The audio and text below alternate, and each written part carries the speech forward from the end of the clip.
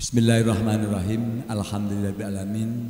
Allahumma sholli ala sayyidina Muhammad wa ala alihi wa sahbihi wa ummatihi ajmain. Assalamualaikum warahmatullahi wabarakatuh. Pada hari ini tanggal 7 Desember 2022 hari Rabu, saya akan menyampaikan materi kuliah kesehatan hewan tentang penyakit mastitis. Jadi mastitis itu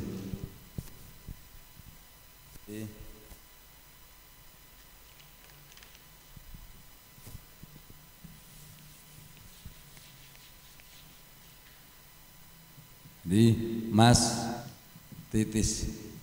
Jadi mastitis ini hanya radang ambing susu. Nah, radang ambing susu yaitu pada sapi perah atau pada kambing perah. Kalau sapi perah itu kan FH yang warnanya hitam putih itu ya. Nah, FH yang benar itu Bapak tak kasih tahu. Jadi kalau kepalanya segitiganya masih putih, kepalanya ada segitiga putih ini berarti FH-nya masih bagus. Tapi kalau kepalanya udah hitam, itu berarti FH-nya udah tidak bagus. Jadi FH sapi perah yang bagus itu kepalanya ini warnanya putih. Itu kemudian itu. Nah, kemudian kalau sapi perah, kalau kambing ya kambing etawa. Tapi etawa asli jarang, adalah PE, peranaan etawa. Banyaknya di Purworejo, itu paling banyak. Nah, mastitis ini radang mastitis, radang ambing atau mastitis ini disebabkan karena infeksi oleh bakteri di dalam sekitar kandang. Namanya bakterinya ada macam-macam, ada Staphylococcus, ada Streptococcus, ada kemudian Clostridium, ada E. coli. Nah, kenapa bisa terjadi infeksi? Karena faktor penyebabnya adalah lantai kandang. Lantai kandangnya kotor, banyak mengandung kotoran, itu pasti banyak mengandung bakteri. Nah, kemudian cara memerah susu kurang apuh. Jadi istilahnya susu masih tertinggal. Itu menjadi media bagi tumbuhnya bakteri. Karena sapi kan istilahnya kan rebahan. Kemudian puntung susunya masih mengandung susu, tidak dibersihkan dengan baik, otomatis akhirnya bakteri ini masuk ke punting susu, kemudian menginfeksi ambing susu. Akhirnya lama-lama susu ini akan ambing susu ini akan mengalami peradangan. Nah, ambing susu yang mengalami peradangan ini susunya akan berbeda, bentuknya berjonjot. Jadi seperti kolostrum. Warnanya kekuningan. Kolostrum itu apa? Yaitu yang sapi yang baru melahirkan 7 hari itu susunya wajar, warnanya berjonjot, kemudian warnanya kekuningan. Itu karena protein tinggi. Kalau ini enggak, ini berjonjot, warnanya kekuningan, tetapi ini karena sakit. Kadang-kadang ditemukan darah jika sudah menginfeksi sampai ke punting. Kalau sudah berdarah berarti sudah menginfeksi sampai ke punting. Tapi kalau masih tidak berdarah biasanya. Nanti kalau sudah sampai punting itu akan berdarah. Lama-lama akhirnya ambing susu ini namanya alveoli itu akan mengeras. Sudah mengeras menjadi jaringan parut atau sikatrik. Jadi alveoli ini ada alveoli ini kantong-kantong susu. Nah, ini akan mengeras. Nah, ini udah nggak bisa diobati. Kalau sudah mengeras, kalau sudah lama-lama akan mengeras. Jadi intinya yang mengakibatkan katakanlah mastitis ini adalah memerah, tidak terlalu apoh, jadi masih tertinggal, tidak sampai kering. Kemudian setelah itu lantainya kotor sehingga punting terinfeksi. Nah, kemudian penanganannya ya berarti kebalikannya, harus lantai bersih terus, kemudian diperah sampai apoh. Kemudian setelah itu idealnya punting dicelup dengan apa? Dengan desinfektan. Apa tujuannya? Jadi untuk membunuh semua bakteri yang menempel pada punting susu. Contohnya asepto itu. Asepto dengan dosis 10 ml per 1 liter untuk nyelupkan. Dicelup aja. Kalau lebih berapa? Kalau lebih celupkan sekitar 30 detik sampai 1 menit, 1 punting. Itu caranya pencegahan. Itu otomatis akan mencegah masuknya bakteri, karena bakteri masuk langsung mati. Yang penting nanti saat katakanlah mau memerah, untuk menghilangkan residu itu dibuang lagi, dicuci bersih lagi, dibuang kembali. Tapi sebenarnya kan biasanya pakai Vaseline itu. Dengan Vaseline juga biasanya itu bisa hilang. Asepto itu bisa hilang. Saat katakanlah merah itu kan pakai Vaseline. Pakai menggunakan vaselin itu udah asap juga kan ke bawah. Jadi artinya aseptotin tidak akan mencemari susu karena nggak diabsorpsi sampai ke dalam ambing susu. Nah, kemudian cara pengobatannya bagaimana? Kalau pengobatannya itu ada yang dengan menggunakan siring. Jadi satu kayak suntikan itu dimasukkan. Nah itu sehari 1 kali, kalau itu dikalikan 3 hari cukup. Tapi tidak boleh diperah. Jadi diperah apoh dulu, dimasukkan dulu sehari. Nah, tapi kalau paling ideal 2 kali, makanya boros kan itu.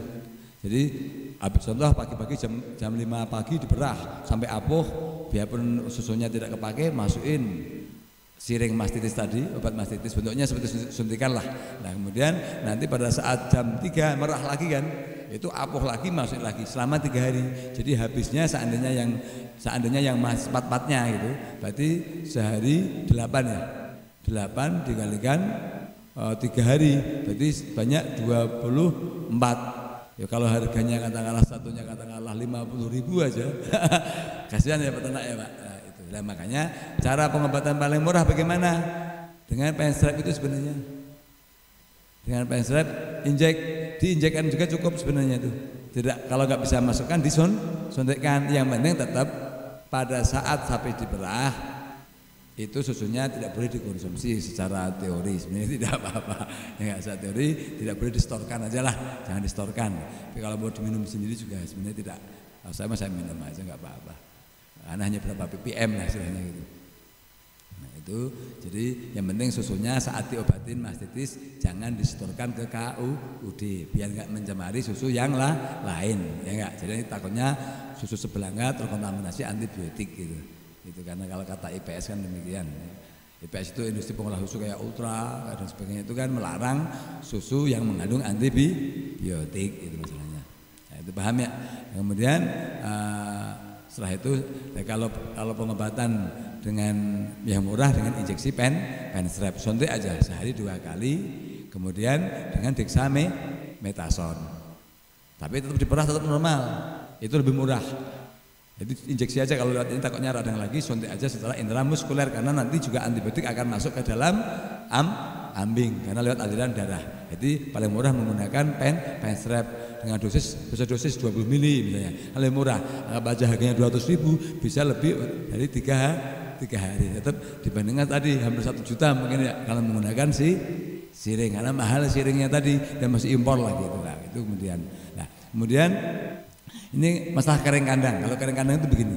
Jadi sapi itu saat dia bunting, nanti setelah menjelang usia 7 bulan, itu dia dikeringkan, tidak boleh diperah.